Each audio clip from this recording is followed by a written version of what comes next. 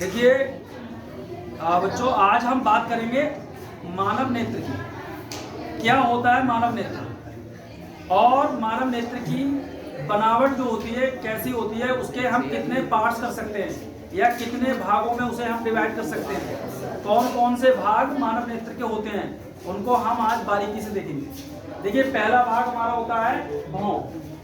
ये जो भौएं होती हैं इन्हें हम आईब्रो भी कहते हैं और ये हमारी आंख में सबसे ऊपर की तरफ यानी माथे की तरफ होती हैं, जिन्हें हम भौएं कहते हैं। ये हल्के हल्के बाल होते हैं और ये इतने घने रूप में होते हैं कि हम इनको जब देखते हैं तो हमें ये सब एक साथ दिखाई देते हैं और इनका कोई कार्य नहीं है आंख के संबंध में, बट केवल ये हमारी आंख की सुंदरता को बढ़ाती है। आंख की सुंदरता को बढ़ाने का कार्य कौन करते हैं? भौएं करते हैं। अब इसमें हमारा सेकेंड पार्ट आता है पलकें। ये हमारी जो पलकें होती हैं ये हमारी आंख को सुरक्षा प्रदान करती हैं। जैसे अगर आंख में कोई चीज चुभ हो दी जाए या चुभने लायक हो तो ये ऑटोमेटिक बंद हो जाती हैं और ये हमारी ऐच्छिक नहीं, ये अनैच्छिक पेशियों में इनमें क्या होती है हमारे मतलब इनमें हमारी जो पलकें होती हैं पलकों में क्या होते हैं हमारी अनैच्छिक पेशियां होती हैं। एक तो हमारी ऐसी पेशियां होती हैं जो हमारी इच्छा के अनुसार चलती हैं, लेकिन ये अनिच्छा हमारी ये कंट्रोल में नहीं होती हैं। अनिच्छित पेशियां होती हैं जिनको हम अपनी इच्छा से कंट्रोल नहीं कर सकते। जैसे कोई आंख में कोई चीज चुभने को आएगी और ये तुरंत ही अपने आप ऑटोमेटिक बंद हो जाएंगी। और ये दो होती हैं, एक पलक हमारी नीचे होती है और एक ऊपर होती है। इनके सिरों पर पलक के सिरे पर क्या होते हैं? बाल होते हैं, जिन्हें हम आई ब्रश या क्या कहते हैं, अपनी भाषा में क्या कहते हैं? अपनी भाषा में जैसे हमारे यहाँ पर कहते हैं कि ये बिन्ने हैं। क्या है? बिन्ने। इनका क्या कार्य होता है? जैसे हम जब धूल मिट्टी के माहौल में जा रहे होते हैं जहाँ पर बहुत गंदगी उड़ रही होती है, तो ये जो बिन्ने होते हैं ये उस धूल मिट्टी या गर्द को अपने में छुपा लेते हैं, यानी हमारी धूल मिट्टी से आँख की सुरक्षा करते हैं ये बिन्ने, और ये बंद भी हो जाते हैं। इनमें वो मिट्टी या धूल के कण फंस जाते हैं जो हमारी आंख तक नहीं जाते हैं। अब इसके बाद हम आते हैं आंख के इंटरनल पार्ट पर। आंख के इंटरनल पार्ट, इसके बाद आता है रेटिना। देखिए, जब हमारी आंख है हमें चित्र दिखाई देता है तो हमारा जो प्रकाश आंख के लेंस में पड़ता है वो आंख का लेंस एक चित्र बनाता है, एक प्रतिबिंब बनाता है, इमेज बनाता है। वो इमेज कहाँ बनती है? हमारी रेटिना पे बनती है। कहाँ बनती है? रेटिना, जिसे हम हिंदी में दृष्टि पटल भी कहते हैं। दृष्टि पटल या रेटिना दोनों हमारी एक ही बात होती है। और जब चित्र रेटिना से पहले बनता है, अगर प्रतिबिंब हमारी आंख में रेटिना से पहले बनता है तो हमारी आंख में निकट दृष्टि दोष आ जाता है। जैसा कि मैंने पहले ही बताया था, आज भी बता रहा हूँ कि अगर हमारी आंख में निकट दृष्टि दोष आता है तो निकट दृष्टि दोष के निवारण के लिए हम क्या करते हैं? अवतल लेंस का प्रयोग करते हैं, यानी अवतल लेंस का चश्मा लगाते हैं। अवतल लेंस का कार्य क्या होता है कि वो किरणों को क्या करता है? अपसरित कर देता है, किरणों को फैला देता है। और जो हमारा चित्र रेटिना से पहले बन रहा था, किरणों को अपसरित करके वो उस चित्र को रेटिना पर बना देता है। अगर किसी इस तरीके से हमारी किरणें आती हैं और वो रेटिना के पहले ना बनकर बाद में बनती हैं, किरणें हमारे जो प्रकाश की किरणें हमारी आंख में आई और वो रेटिना पे ना मिलकर ना रेटिना से पहले मिलती है ना रेटिना पर बनती है, वो कहाँ बनती है? रेटिना के पीछे, यानी रेटिना के पीछे बनती है। तो ऐसे ही दोष को हम कहते हैं दूरदृष्टि दोष या लॉन्ग साइटेडनेस। अगर ऐसा दोष हमारी आंख में आता है तो हम इस दोष को दूर करने के लिए उत्तल लेंस का चश्मा पहनते हैं। यानी ऐसे निवारण के लिए हम क्या करते हैं? क्योंकि उत्तल लेंस हमारा क्या करता है? वो किरणों को अभिसरित करता है। अगर अभिसरित करें तो कहने का मतलब है वो एक बिंदु पर उनको कन्वर्ज कर लेता है। क्या कर लेता है? कन्वर्ज, इकट्ठा कर लेता है। क्योंकि जो किरणें हमारे रेटिना से बाहर जा रही थी, दूर जा रही थी, उनको उत्तल लेंस क्या करता है? उन किरणों को हमारे रेटिना पर फोकस कर देता है। अब देखिए, यहाँ पर एक आता है, आपने पढ़ा था लेंस, और लेंस होगा तो वहां पर वक्रता केंद्र भी होगा, वक्रता केंद्र भी होगा, क्योंकि लेंस किसी ना किसी गोले का भाग होता है और उसका फोकस दूरी भी होगा। तो यहाँ पर फोकस दूरी के केस में हम क्या देखते हैं कि जो हम यहाँ रेटिना देख रहे हैं, ये आर मैंने जो लिखा है ये हमारा क्या है? रेटिना। ये क्या है? रेटिना। रेटिना या पर्दा। तो ये लेंस और रेटिना के बीच की दूरी, लेंस और रेटिना के बीच की दूरी क्या कहलाती है? हमारी फोकस दूरी कहलाती है। लेंस और रेटिना के बीच की दूरी फोकस दूरी कहलाती है। इस लेंस और रेटिना के बीच की जो फोकस दूरी होती है, इसको हमारी जो पुतली होती है, पिupil होती है, ये क्या करती है? एडजस्टमेंट करती है। जब हम अंधेरे में जाते हैं तो ये पुतली फैल जाती है, ये पुतली फैल जाती है। और जब हम बहुत तेज रोशनी में जाते हैं तो ये पुतली क्या करती है? सिकुड़ जाती है। यानी क्या करती है? ये जो प्रकाश हमारी आंख में एंट्री करता है, प्रवेश करता है, क्योंकि विदाउट प्रकाश के तो हम देख ही नहीं सकते, तो प्रकाश जब हमारी आंख में जाता है तो इसको ये कंट्रोल करती है। प्रकाश की जो क्वांटिटी होती है, जो मात्रा होती है, इसको कंट्रोल कौन करता है? हमारा पिupil। और पिupil कहां पर होता है? तो हमारे कार्निया होता है, कार्निया का बीचों बीच भाग होता है। और पुतली के चारों तरफ जो भाग होता है वो हमारा क्या कहलाता है? आइरिस कहलाता है। कॉर्निया, आइरिस और पुतली। तो ये क्वेश्चन बार बार पूछा जाता है कि हमारी आंख में प्रकाश जो प्रवेश करता है वो कहां से करता है? तो आंख में प्रवेश करता है, अगर हमारा प्रकाश आंख में प्रवेश करता है तो वो हमारे पिupil से करता है, जिसे हम तारा कहते हैं। ठीक है। और ये जैसे हमारा पेन होता है, पेन का जो पॉइंट होता है इतना सा होता है।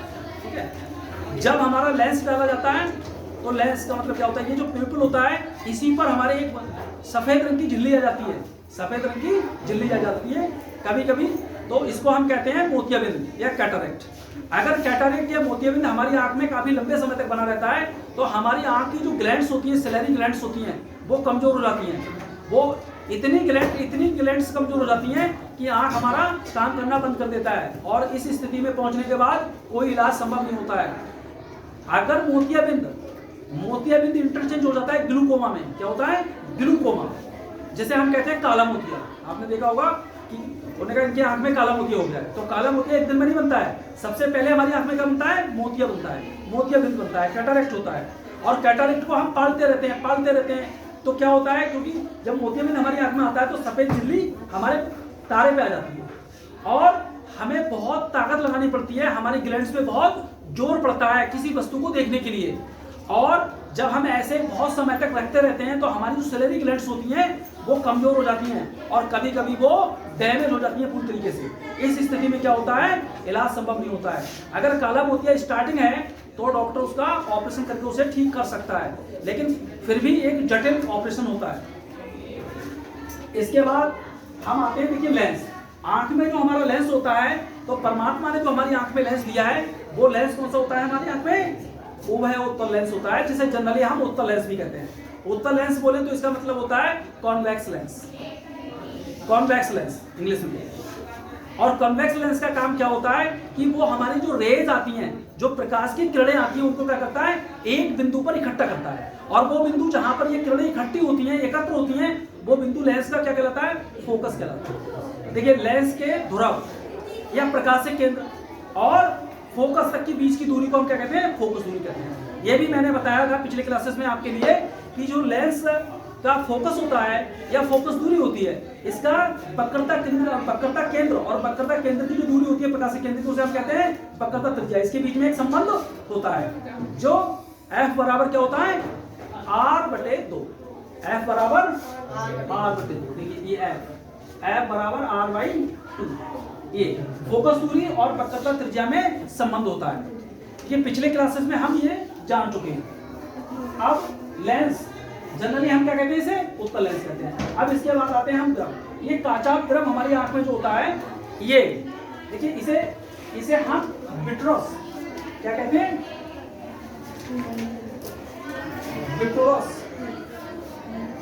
विट्रोस फ्यूल भी कहते हैं। और ये हमारी जो ये दिख रहा है ये सब, इसमें हमारे जो ये द्रव जैसा भरा होता है, ये जो हमारी आंख है, जो गोलक है, आंख हमारी क्या में होती है? ये गोलक में होती है, जिसे हम क्या कहते हैं? नेत्र गोलक। ये हमारा क्या है? नेत्र गोलक। नेत्र गोलक। देखिए नेत्र गोलक का भी अपना कार्य है। अगर हमारी आंख नेत्र गोलक में ना होती और ये बाहर उभरी हुई होती पूरी तरीके से, तो ये इतनी सुरक्षित नहीं होती। कोई भी चीज इसमें लग सकती थी, कोई चुभ सकती थी। या हमारी आंखें जो है माथे से, हमारे जो मस्तिष्क है इससे नीचे की तरफ है। इसका भी कारण है भाई, आपको अगर कहीं जा रहे हैं आप टकराएंगे तो आंखों की सीध में तो आप टकराएंगे नहीं, माथे पे टकराएंगे। अगर आंख हमारी माथे पर होती, मस्तिष्क पे होती, तो क्या होता है, उसको चुभने का या फूटने का ज्यादा डर रहता। तो आंख हमारी कहाँ है, सुरक्षित जगह पर, सुरक्षित जगह पर है। और दो आंखें हैं, इसका भी हमारा तात्पर्य है। दो आंखें क्या है, अगर हम एक आंख से आप बंद करें तो आपको एक साइड दिखाई देगी। तो आंख का जो हमारा रेंज होता है, दोनों आंखों का जो रेंज होता है वो 150 डिग्री के करीब होता है। 150 डिग्री मतलब अगर दोनों आंखें से देखते हैं तो हम 150 डिग्री का एंगल पे देख सकते हैं। 150। अब 180 डिग्री का एंगल क्या होता है, ये होता है, सीधा होता है ना 180 डिग्री का। तो हम 150 यानी अगर उसमें 30 जोड़ दें तो कितना हो जाएगा, सरल कोण यानी सीधा। तो हमारी दोनों आंखें होने की वजह से क्या होता है, हमारी आंख की रेंज लमसम फ्लैट हो जाती है, यानी 180 डिग्री की लमसम होती है। 150 डिग्री हम दोनों आंखों से देखते हैं तो 150 डिग्री का एंगल इधर, 150 डिग्री का एंगल इधर। इसलिए हमारी जो आंख की रेंज होती है, और सामने तो हमारी अनंत। आंख का दूर बिंदु मैंने बताया था पिछली क्लासेस में आपको, आंख का हमारा जो दूर बिंदु होता है वो कहां पर होता है, अनंत पर होता है। आंख का दूर बिंदु अनंत पर होता है, और आंख का निकट बिंदु 25 सेंटीमीटर की दूरी पर होता है। अगर हमारी आंख से कोई वस्तु 25 सेंटीमीटर की दूरी पर है तो हम उसे भलीभांत देखते हैं, और 25 सेंटीमीटर दूरी से कम पे लाएंगे तो हम उसको नहीं देख पाते हैं। ठीक है। इसके बाद देखिए सेलेरी ग्लैंड्स। सेलेरी ग्लैंड्स क्या करती हैं, हमारे जो आंख का लेंस होता है उसको पकड़े रहती हैं, और इस तरीके से हमारा एक आंख में रेटिना के पास, रेटिना में ये होता है अंधबिंदु। यहाँ पर क्या, अगर इस तरीके से अगर कोई फोकस करके किरणें कोई फोकस करके इस तरीके से अंधबिंदु पे बनती है तो वो चित्र हमें दिखाई नहीं देता है। और आंख को जोड़ने के लिए इस तरीके के हमारे यहाँ पर मांसपेशियां निकली होती हैं, जो हमारी आंख हमारे माइंड से कनेक्टिविटी में रहती है। क्योंकि बॉडी के जितने भी ऑर्गन्स हैं, जितने भी सिस्टम्स हैं, जितनी भी एक्टिविटीज हैं, सबको कंट्रोल करने का कार्य हमारा ब्रेन करता है। ब्रेन कंट्रोल रूम है। हमारी बॉडी की जितनी भी एक्टिविटीज हैं, चाहे वो पाचन संबंधी हो, चाहे देखने संबंधी हो, चाहे वो सेंसिटिविटीज की हो, वो सारी कंट्रोल कहां से होती है, हमारे ब्रेन से होती हैं। और हमारी जो आंख होती है और हमारा जो कान होता है, इनको हमारे ब्रेन का जो भाग कंट्रोल करता है उसे हम कहते हैं मध्य मस्तिष्क, मिड ब्रेन। क्या करता है, मिड ब्रेन इनको हमारे कंट्रोल करता है। इसके बाद देखिए हमारी आंख में आंसू दो ही पोजीशन में आते हैं, या तो खुशी में आते हैं और या गम में आते हैं। अरे आंसुओं की भी तो अपनी वैरायटी है, खुशी के आंसू होते हैं और गम के आंसू होते हैं। जब हमें कोई ऐसी खुशी मिल जाए जिसकी हम उम्मीद नहीं करें, उम्मीद से ज्यादा हमें कोई लाभ मिल जाए, या उम्मीद से ज्यादा हमें प्यार मिल जाए, जैसे हमारे प्रधानमंत्री जी हैं, कई बार आंसू आते हैं उनकी आंखों में, कहते हैं इतना प्यार मुझे क्यों मिल रहा है, इतना प्यार क्यों मिल रहा है। भाई देखिए, आप जब अच्छा कार्य करेंगे, अच्छा लोगों की जिंदगी में करेंगे, कुछ लोगों की भलाई करेंगे, लोगों की मदद करेंगे, या निस्वार्थ भाव से सेवा करेंगे, तो लोग आपको अप्रिशिएट करेंगे, लोग आपकी प्रशंसा करेंगे। देखिए हम मानव हैं, हमारा सबसे बड़ा धर्म है, हम मानव हैं, हम मानव की सेवा करें। अगर हम किसी को रोजी रोटी नहीं दे सकते हैं तो हमारा ये भी अधिकार नहीं है कि हम उसकी रोजी रोटी छीन लें। तो एप्रिशिएट होने का केवल एक ही तरीका होता है कि लोगों की जिंदगी में आप उनके लाभ के लिए आओ, लाभ के लिए काम आओ, और आप जितने लोगों के लाभ के लिए काम आएंगे लोग आपको उतना ही एप्रिशिएट करेंगे। तो मैं बात कर रहा था लैंक्रोमाइन ग्रंथियों की। लैंक्रोमाइन ग्रंथियां हमारे आंख के इस किनारे पर होती हैं, और इनका कार्य होता है कि अगर आंख में कोई चीज चुभ जाए तो तुरंत वहां से आंसू निकलते हैं। और जो हमारा आंसू होता है, इसका मीडियम कैसा होता है, आंख के आंसू का मीडियम हमारा क्षारीय होता है, क्षारीय माध्यम होता है। क्षारीय माध्यम क्यों होता है, इसके बारे में बता देता हूँ। क्षारीय माध्यम से क्या होता है कि हमारी जो आंख होती है इसकी क्षमता बनी रहती है, और आंख में जो भी धूल मिट्टी का कण जाता है, आंसू आने से वो धुल के बाहर निकल जाता है। जब आप सो जाते हैं, आपने देखा होगा आंख उस समय चिकनी बनी रहती है, या हम जग रहे हैं, हम देख रहे हैं, पलक हमारी जाती है और वो फिसलती रहती है। इसके लिए भी बैरोमियन ग्लैंड्स होती हैं, आंख में बैरोमियन ग्लैंड्स होती हैं जो पीला चिकना पदार्थ निकालती हैं, और जब हम सो रहे होते हैं तो वो हमारी आंख में एक कॉर्नर पे आ जाता है, और जिसे हम कींचड़ कहते हैं अपनी भाषा में। तो परमात्मा ने तमाम ऐसे पार्ट्स हमारी आंख में बनाए जो प्रॉपर्ली वर्क कर सकें। कॉर्निया और तारा, इनके बारे में मैं कई बार पहले भी बता चुका हूं। देखिए जो हमारी आंख में काला भाग है, काला भाग, जो भी आपकी आंख में काला भाग दिख रहा है वो क्या होता है? कॉर्निया। और जब हम नेत्र दान करते हैं तो डॉक्टर हमारी आंख से ये काला भाग ही यानी कॉर्निया ही निकालता है। कॉर्निया क्या होता है? एक तरीके की झिल्ली नुमा होता है और इसके बाद में फिर